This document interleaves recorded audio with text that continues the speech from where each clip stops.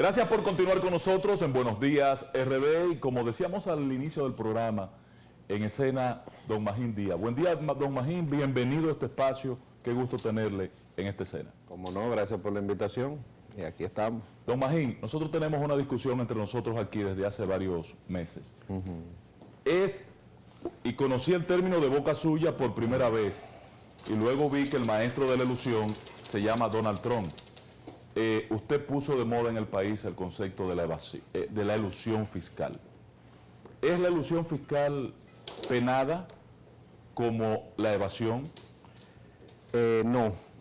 Elusión básicamente es todo lo que tú puedes hacer para pagar menos impuestos sin violar la ley. Para engañar la ley. Bueno, no sé si engañar es la palabra, pero utilizar los vasos comunicantes que hay en la ley o entre distintas leyes para reducir tu carga tributaria. Ahora, ¿por qué se menciona a Donald Trump en este caso? Porque mientras los más ricos, que pueden pagar buenos asesores, tienen más posibilidades de hacerlo, saben utilizar más el marco legal que es complejo de todos los sistemas tributarios, entonces quienes más se benefician de eso son los más adinerados. Decía Keynes que probablemente junto con Adam Smith es el más grande economista de la historia, que la elusión era su deporte favorito, porque intelectualmente era un reto, no necesariamente es algo fácil, pero no es algo, si se hace bien, no viola la ley. Y obviamente es un objetivo de los que hacen política económica, de los organismos internacionales, por ejemplo la OCDE, tiene un capítulo completo dedicado a cómo cobrar el impuesto a las multinacionales que se mueven de un país a otro. Es tratar de luchar contra la elusión, pero no es algo que tiene consecuencias penales, porque la idea es que no viole la ley. ¿Qué puede representar en República Dominicana reducir las elusiones que puedan identificarse como aumento en el tributo y respecto de los niveles de evasión? Mira, el tema es que es muy difícil estimar solo un componente, en este caso la elusión. Se hacen mediciones, la hicimos en el año 2017, se hacen cada varios años porque la información que se necesita es mucha y no necesariamente se publica. Se hizo un trabajo con el Banco Central, que es que lleva las cuentas nacionales en detalle, y realmente la palabra que se usa en la literatura es incumplimiento. Y ese incumplimiento, pues adentro tiene evasión, elusión, es una combinación, es difícil separarlo. Y obviamente en América Latina es alto el nivel de incumplimiento, que básicamente es lo que la gente llama evasión. Y aquí es alto, eso se mide por impuestos, en ITEVI es alrededor del 40%. ¿Cómo? En impuestos sobre la renta es un 60%. Ahora, eso incluye todo, eso incluye evasión, elusión, gasto tributario, exenciones. Ahora son niveles altos. Hay países que tienen, por ejemplo, en el ITEVI evasión o incumplimiento de 15, 20%, Chile, Uruguay, y en impuestos sobre la renta es más difícil. Por ejemplo, Uruguay, que tiene un incumplimiento de 15% en ITEVI, en impuestos sobre la renta es 40%. O sea, en América Latina hay un problema con el impuesto sobre la renta en general, en todos los países. O sea, no es un fenómeno local, sino que es un fenómeno regional. No. Decía un profesor de Harvard, que fue de los que trabajó en el Código Tributario en el año 92, Glenn Jenkins, y que ha venido muchísimo al país después de eso y trabajó en otras reformas, en la del 2004, en la del 2005, que en América Latina querer hacer del impuesto sobre la renta el principal impuesto era el equivalente de querer ir a la luna en bicicleta. No diga. ¿En qué fundamenta él esa teoría? En la baja institucionalidad, Claro. El alto nivel de corrupción, la falta de cultura tributaria, porque fíjate que en los países desarrollados, aquí se habla mucho, no, a la mayoría de los impuestos son indirectos. Eso está mal, eso es regresivo. Pero ¿qué es lo que pasa en Europa y en los países desarrollados? No es que los impuestos indirectos son bajitos, no. Es que los directos son mucho más altos. Entonces, la gran diferencia de recaudación entre América Latina y los países desarrollados es el impuesto a la renta personal. Sí, eso es difícil. Entonces, no es que ellos, la tasa del ITEVI es más alta en los países desarrollados que la nuestra. Los combustibles, los selectivos en general son altos en los países desarrollados. No es que ellos recaudan mucho de impuestos directos y poco de indirectos, es que recaudan muchísimo más en impuestos sobre la renta personal. Pero perdóname, Pedro, para abordar ahí, porque él toca un tema que no hay cultura. Yo tengo un amigo que tiene su dinerito y tiene un problema y dice, es que nunca ha declarado impuestos. Él nunca ha pagado, él no existe para el sistema. No, ¿verdad? No existe. Ah, pero de un lavador. Entonces, no de un lavador. Lo que pasa es que no reporta los gastos o ingresos porque no ha estado en una nómina formal. Está o sea, cuando está en una iludiendo. nómina del gobierno ha pagado algún impuesto sobre la renta. Sí. No es posible que se cree un mecanismo para que la gente entienda que si yo recibí 100 pesos, tengo que pagar impuestos. Es un proceso. Cultura. Es un proceso que la DGI tiene desde hace años, un departamento de educación tributaria, toma tiempo y yo creo que hemos mejorado. Eso no significa, como se ha dicho y se ha dicho últimamente, que los informales no pagan impuestos. No es así, pagan todos los impuestos indirectos, Claro. porque tienen que consumir alcohol, consumir bienes y servicios que tienen ITEVI, consumir combustible, transporte. Claro, ahora es un tema de cultura. En Estados Unidos, por ejemplo, cuando yo estudié, que no ganaba dinero ni nada, era estudiante, el IRS me hizo declarar. Yo tenía que declarar. Todo el mundo tenía que Por lo declarar. menos en cero. Aquí, exacto, en cero. Sí, sin actividades. Aquí no, por ejemplo, está el régimen simplificado, que yo creo que Ha funcionado.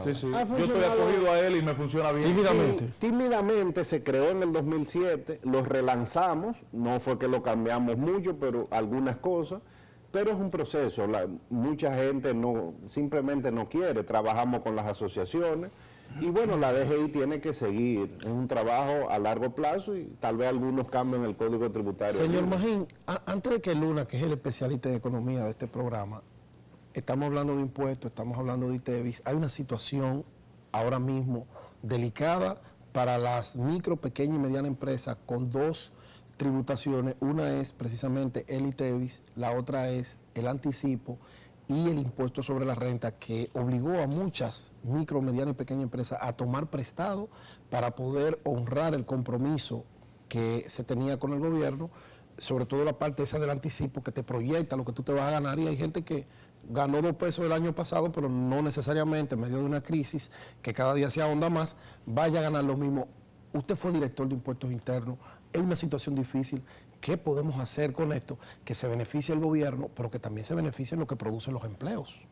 Mira, desde que inició la crisis se eliminó el anticipo para la pequeña y mediana empresa, desde marzo del año pasado. Eso es correcto. Y vi que la semana pasada la DGI acaba de hacer lo mismo durante varios meses, eliminar el anticipo para las pequeñas y medianas.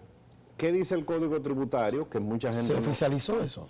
Sí, es una resolución. Lo hizo para el sector turístico. Solamente. Solamente. Fue solamente el turístico, imagínate. Bueno, Yo tengo que pagar todos los meses. Pero la gente, mucha gente no conoce, y uno tenía que decírselo, que el Código Tributario te permite ir a DGI como empresa y si tus ingresos han caído este año, la DGI tiene que bajar el anticipo, caso a caso. Pero toma mucho tiempo y en ese interín tú tienes que buscar ese dinero prestado para ahorrar el compromiso, para seguir, por ejemplo, la pyme, su principal cliente es el gobierno. Mira, si son micro, yo le diría, inscríbase en el régimen simplificado que no tiene. Claro. Ahora, todo ese tipo de cosas es lo que hay que discutir en el marco del pacto fiscal. Si vamos a seguir con anticipo, no, el anticipo tiene sus bondades. Por ejemplo, como se eliminó el año pasado el anticipo, desde marzo o desde abril, muchas empresas tuvieron que salir a buscar prestado para pagar el impuesto Porque se sobre la acumuló. renta, porque se acumuló. Entonces, a muchas empresas le ayuda en el manejo de su flujo de caja. Entonces, tal vez es el momento de redefinir el anticipo, es decir, que no sea, por ejemplo, en base a los ingresos del año pasado, podría ser en base a los ingresos actuales. O una proporción. Podría ser dejar fuera a las pymes. Exacto. Eso se podría ver. Ahora el anticipo, quitárselo a grandes empresas que tienen mucha caja, no necesariamente tiene sentido. O sea que hay que buscar un balance y este es el momento. Es decir, este es el momento porque cuidado. nos vamos a... Desde hace años, bueno, está planteada una gran discusión. No necesariamente se tiene que hacer ahora, como dice el presidente Abinader, pero ya hay que sentarse. Por lo menos hay que comenzar a socializar lo que se pretende hacer a futuro cercano. Bueno, se le va a siempre armar un ruido gigante a cualquier gobierno que hable de impuestos, pero bueno, hay que sentarse. El código tributario nuestro va a cumplir 30 años, se ha ido modificando sobre la marcha, pero también decía un profesor muy famoso de impuestos que un código tributario hay que cambiarlo completamente cada 20 años. Hay demasiado innovaciones, cambios tecnológicos, cambios normativos. Pero el nuestro hay que simplificarlo, patrón, porque la verdad que hay un desastre. Pero vamos a permitir que sea Luna Valiente que aborde esa parte. Gracias, un placer compartir con Magín en este escenario. Es un excelentísimo alumno pasado. Así es. Pero Magín lo reconoció desde que llegó, le digo, mi maestro. Sí. Mira, cuando hablábamos del principio y tú tocabas el tema de la evasión y elusión, recientemente el G7 aprobó un impuesto a la riqueza de un 2% de una serie de corporaciones a nivel internacional, pero al mismo tiempo sale un trabajo de que las principales riquezas y los principales millonarios del mundo no pagan impuestos porque tienen un gran esquema de elusión planteado. Y basado en lo que tú planteabas también de la anécdota del profesor con relación al viaje a la Luna, y sabiendo que hay tantos recursos dentro de esa partida, entonces, ¿cuál será el camino nuestro y la plataforma de las principales variables a tomar en cuenta en un posible pacto fiscal, una reforma tributaria, en donde ese va a ser un tema de una gran discusión, porque evidentemente que el sector empresarial pondrá en la mesa, el gasto del gobierno contra las exenciones. Entonces, la discusión que abortó en el periodo en donde debió ser conocida va a ser mucho más importante por un tema tan vital como el impacto de la pandemia en la República Dominicana. O sea, el gobierno está aparentemente atrapado a continuar con una ejecución presupuestaria baja, pero ¿qué nos espera para tener una certidumbre de empresa, sobre todo en los agentes económicos, de que podamos tener un escenario de largo plazo, como tú decías? Mira, el mundo ha ido cambiando. Por ejemplo, la crisis del 2008 en los países desarrollados hizo que la OCDE, que es la organización, digamos, el club de los países ricos, Exacto, tratara de poner más normativa para tratar de cobrar impuestos a los grandes capitales. Y lo que ha venido del gobierno de Biden es con una postura muy firme para tratar de cobrar algo de las grandes multinacionales que se mueven entre distintos países. Entonces, ahora con este empuje, porque la secretaria del Tesoro americano, Janet Yellen, es que está empujando este impuesto mínimo, yo creo que eso sí va a tener efecto. Obviamente toma tiempo, pero con el empuje de los países desarrollados y sobre todo de Estados Unidos, yo creo que va a haber un cambio a nivel mundial importante. También el acceso a la información de las administraciones tributarias es muy diferente. Ya los países que son considerados paraísos fiscales ya no es lo mismo que hace 10 años, entonces cada vez habrá más información, cada vez es más difícil ocultar los capitales, pero es un proceso que toma tiempo y por eso se hace más difícil en nuestros países cobrar el impuesto sobre la renta. Ya cayendo aquí en el marco de un pacto fiscal, se supone que si es un gran pacto integral es que vamos a definir qué es lo que queremos en los próximos 20 años, cuál es el sistema tributario que queremos. Queremos cobrar más impuestos sobre la renta, bueno, pues hay que hacer cambios en la legislación. Queremos bajar la carga de impuestos indirectos, el presidente ha dicho, por ejemplo, que tal vez hay que bajar algunas tasas para poder justificar el aumento de las bases. Entonces hay que sentarse y obviamente la contraparte que va a pedir el sector, todos los sectores es calidad del gasto público.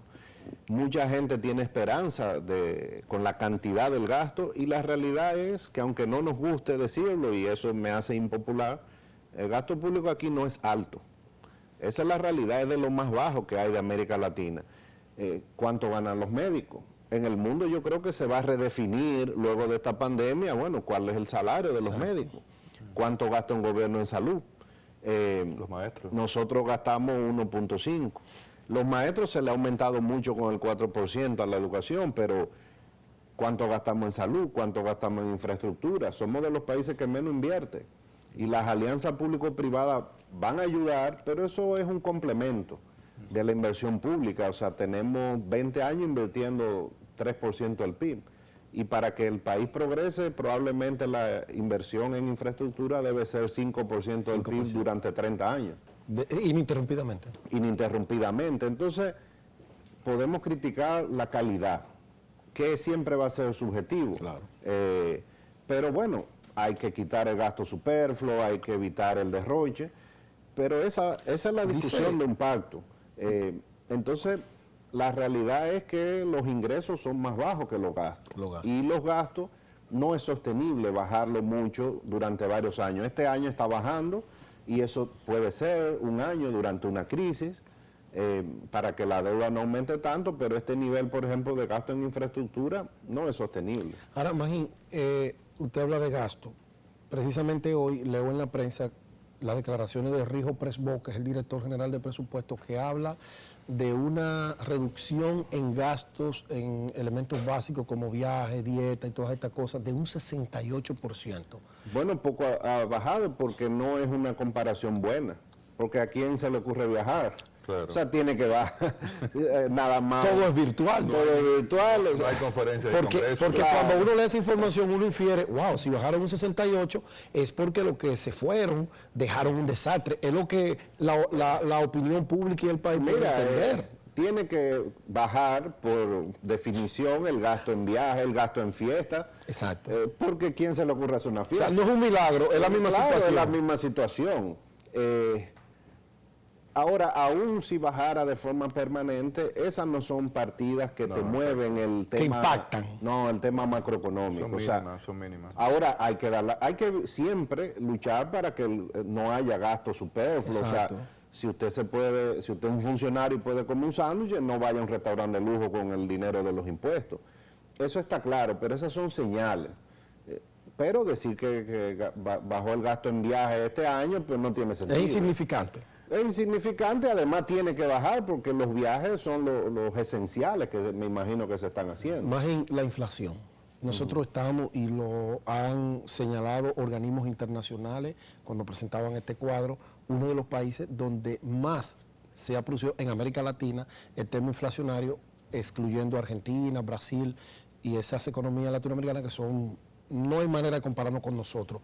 ¿Por qué la inflación nuestra va tan elevada y países como Panamá, Costa Rica, hasta Nicaragua y Guatemala están por debajo de esta inflación? ¿Es externo el factor o hay otros elementos internos que están influyendo de manera directa? No, es externo. Eso no hay duda. Total. O sea, sí. No hay una política fiscal irresponsable que esté empujando eso, ni hay una política monetaria desbordada. Sí una política monetaria flexible, y podemos hablar de eso. Sí la cantidad de dinero en circulación ha aumentado más que en los otros países, pero la diferencia es que nosotros este año vamos a crecer 10% y los otros países crecerán 3, 4 o 5, vamos a crecer el doble. Entonces, la política monetaria ha sido adecuada. El tema es que uno se acostumbra rápido a lo bueno. Exacto. Entonces, venimos de un periodo en que la inflación fue entre 2 y 3% durante 8 o 9 años. No tenemos una inflación de 10.5 como fue a mayo, anualizada, desde el año 2011, que hubo un mes. Y en el año 2008 la inflación en algunos meses llegó a 14, 13% por un tema internacional, por el petróleo. Entonces, cuando hay esos choques fuertes externos, la economía lo siente. ¿Por qué? ¿Qué está subiendo? Los combustibles, están subiendo los alimentos, los insumos. Aquí se produce pollo, pero el pollo, ¿de qué se alimenta? De maíz, de trigo, de sorgo, y todo eso se ha duplicado por la pandemia. Ahora, ¿qué es lo que está pasando? ¿Qué dicen los americanos? Esa inflación que hay mundial, que es un reflejo de que la economía se está recuperando. Si tomamos medida ahora, vamos a frenar la economía, y no queremos que... Cuando usted habla de medidas, ¿cuáles serían esas medidas que podrían frenar la economía? Bueno, subir las tasas de interés, contraer la cantidad de dinero. Entonces, lo que hay en el mundo ahora es un reajuste de oferta y demanda. Obviamente aumentan los precios, la demanda está muy acelerada. Recuérdate que el COVID es algo que nadie ha vivido en 100 años. Entonces, las líneas de producción no van al mismo ritmo. Los países ricos han puesto en las manos de las personas una cantidad de dinero inmensa. Por eso es que las remesas también están subiendo tanto. Las exportaciones nuestras están creciendo mucho porque hay mucha demanda. Los fletes han subido porque la demanda ha subido mucho. Sí. Entonces, la oferta no va al mismo ritmo. Pero lo que se piensa es que esto es temporal. Obviamente, se está sintiendo, los precios están subiendo. Fuertemente. Pero no es que 10 sea alto, es que es 5 veces más de lo que teníamos antes. Antes era 2, 2,5, ahora es 10,5. Y en los alimentos es 14 más o menos. Pero eso va a ir bajando en los próximos meses, porque el mercado mundial irá buscando sus equilibrios a los niveles prepandemia. Eso puede tomar 2 meses, puede tomar 6 meses. Y bueno, los gobiernos están tratando de hacer cosas. El gobierno está subsidiando los combustibles, por ejemplo, está subsidiando algunos productos agropecuarios, ha convocado esa mesa. ¿Y qué dijo el gobernador? Es temporal, vamos a pasar 2 o 3 meses, pero si tomamos medidas para frenar la economía, sobre todo con algo que viene de fuera, lo que vamos es entonces a tener menos crecimiento y menos empleo. Vamos a quitar el impulso a la economía. Pero volviendo quizás al tema fiscal, para aprovecharte, el Fondo Monetario Internacional en su revisión del artículo 4 se vuelve a referir ya por muchos años consecutivos sobre el tema del gasto tributario y las exenciones fiscales. El BID, por ejemplo,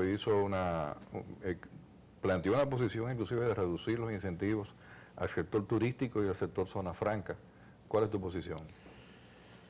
Mi posición es que estoy tranquilo porque estoy fuera de gobierno. Claro. Puede dormir. Sí, puedo dormir tranquilo ya.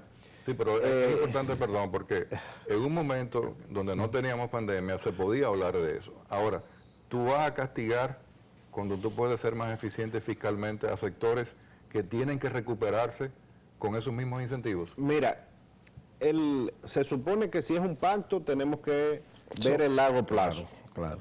¿Qué es lo que queremos en los próximos 20 años? O sea que el hecho de que haya una crisis no impide que haya una reforma. De hecho, la mejor reforma que se hizo en el país fue en medio de una crisis, que fue en el año 92. La del 92. Claro. Ahora, una reforma no se va a negociar en 2 o 3 meses, como el gobierno parece que pretende. La reforma del 92 fueron 2 años. Empezó la discusión en el 90, los trabajos técnicos, vinieron los mejores tributaristas del mundo. O sea, es un tema que toma tiempo. Y entonces hay que poner sobre la mesa qué queremos. Y esa es la gran discusión. Se habla mucho del gasto tributario, es cierto que es alto, debe ser, y se publica todos los años, redondeando debe ser 6% del PIB. Pero la mitad es ITEVI. Entonces, vámonos por ese lado. ¿Qué no tiene ITEVI? Las medicinas, la canasta básica. Y no se la pueden poner. La educación, la salud, la energía. Si graba eso, tiene un estallido social seguro. Bueno, hay países que funciona bien el ITEVI y que lo graban. ¿Cuál es la otra parte del gasto? ¿Qué sería bueno, discúlpeme, señor Magín, en esa parte, una rebaja del monto que se paga del ITEVI y generalizarlo? O aumentárselo a otros productos. Ya él te dijo que está fuera del gobierno. No, pero una idea, él es un técnico y muy buen técnico. Claro, es que al final la primera pregunta que tenemos que hacernos es cuánto queremos recaudar. Porque ahí es que uno puede hacer el ejercicio de cuánto puede bajar la tasa y a cuánto se aumenta, lo que no tiene. Hay países, por ejemplo, que ponen una tasa reducida y se van a un sistema de 2 tasas. Generalizado. No, por ejemplo, 18 y 5, 18 y 10. Para los que no tienen, hay otros que, bueno, una opción es vamos a bajar la tasa todo a 15, pero va a depender de cuánto tú quieres recaudar.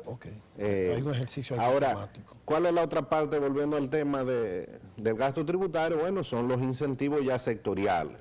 La ley de la frontera. Desarrollo fronterizo. Que se acaba de extender, se acaba de extender 30 años. Claro. Tenemos incentivo al turismo, tenemos la ley de cine.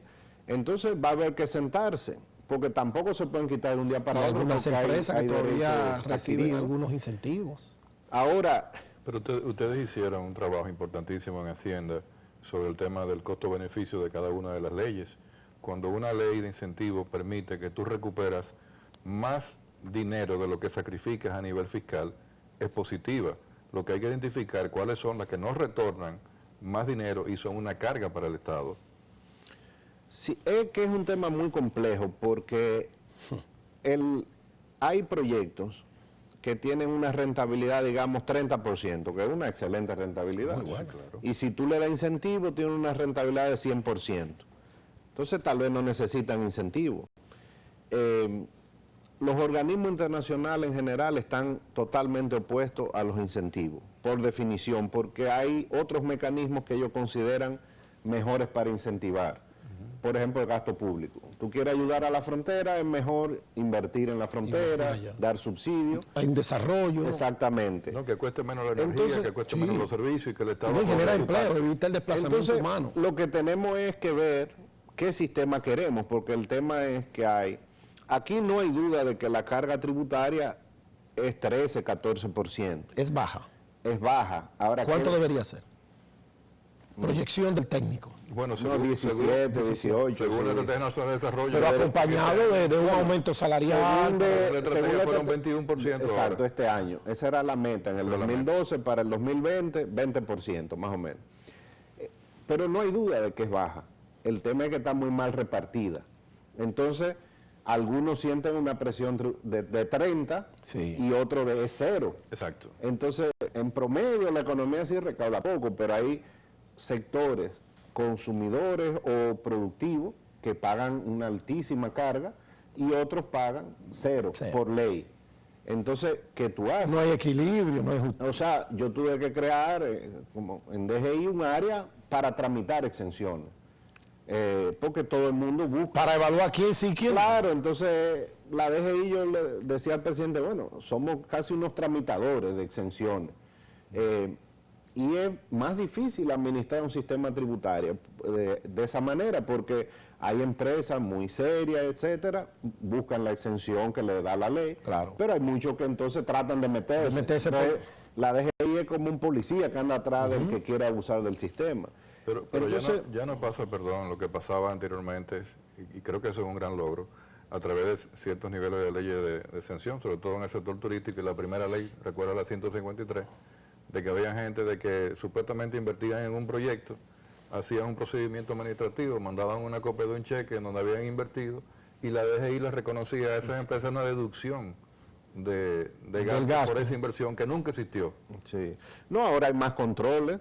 También pasa por el Ministerio de Hacienda, que tiene un departamento. O sea, claro, eso implica burocracia. Ajá. Pero Retrasos. claro, es una forma también de controlar los abusos que siempre algunos quieren hacer. Entonces, va a haber que sentarse a discutir todo eso, pero fácil no es. ¿Y ustedes ven una voluntad del gobierno en realmente sentarse con los técnicos, olvidando las pasiones políticas, hacer un conglomerado de ideas que dé como resultado una reforma integral para el año que viene que sea beneficiosa para todos, para que el gobierno recaude, pero también para que el aparato productivo pueda seguir avanzando? Y para completar tu idea, ¿Que puede? dentro del inicio quizás de también un año preelectoral, en donde las cosas van a tener otra connotación. Otro matiz. Bueno, el presidente siempre ha estado muy claro, eso lo ha dicho y lo dijo desde el año pasado. Trató de poner algunos impuestos en presupuesto y no le salió bien. No pudo. Y ahí, bueno, fue que dijo hay que convocar en diciembre, todavía estamos en junio. Yo creo que el panorama ha cambiado antes y después de Colombia. Exacto. Entonces, antes de Colombia tú oías el discurso que era, no, vamos a hacerlo, ahora bueno, Espérate. estamos esperando. El presidente Fernández, por ejemplo, dijo, no se le ocurre hacer eso. Yo creo que el gobierno nunca ha tenido en mente hacerla este año. Eso ha sido claro, era discutir para ser aplicada. Ahora, una reforma no es lo que diga un técnico, un economista, un abogado, es un acuerdo social. Y político. Es un pacto social. Entonces, tiene que ir al Congreso. La ley de estrategia de desarrollo dice que debe ser discutida en el marco del CES. Del CES. Entonces, algo está claro, el diagnóstico está claro. Si queremos ir en la vía del desarrollo, hay un problema de que los recursos son escasos. la presión tributaria es baja, muy mal repartida, pero es baja. Entonces, ¿cómo vamos a resolver el problema? Tenemos ahora la deuda que se disparó por la pandemia, pero aún si no hubiera habido pandemia, hay necesidades de gasto en infraestructura, en salud, en seguridad, que los ingresos tributarios no daban para cubrir. Entonces va a haber que sentarse, por eso yo escribí un artículo hace un par de meses, bueno, tal vez es hora de que Hipólito, Leonel, Danilo y Abinader se sienten. Sí. Porque es que al final es un pacto de las fuerzas políticas. Hay un trabajo técnico, obviamente, hay un trabajo de escuchar los sectores, pero al final las reformas son políticas. Entonces, van a tener que sentarse los partidos. Los líderes. Claro. Magín, gracias. Bueno, encantado. Gracias, siempre Gracias por es acompañarnos. interesante tenerlo a usted como invitado y estos temas que vinculan tanto a la sociedad, pues socializarlo desde la óptica de un técnico que lo vivió y que sabe qué hay que hacer para ver cómo salimos Un de técnico que hay que seguirlo aprovechando a nivel de gobierno. esto. No, y que no se mezcla con política, eso es lo interesante. Sigue como técnico. No, sí, somos politécnicos porque Sí. claro, el que tiene ya posiciones, pues Claro. tiene que tomar también Hay que decisiones jugársela. políticas, claro. Hay que jugársela. Gracias, Magín Díaz, gracias a ustedes por acompañarnos. Mañana es el Buenos Días especial. Sheila Acevedo y Virginia se encargan de ustedes. Nosotros nos vemos el lunes, pero no dejen de sintonizar mañana. Gracias.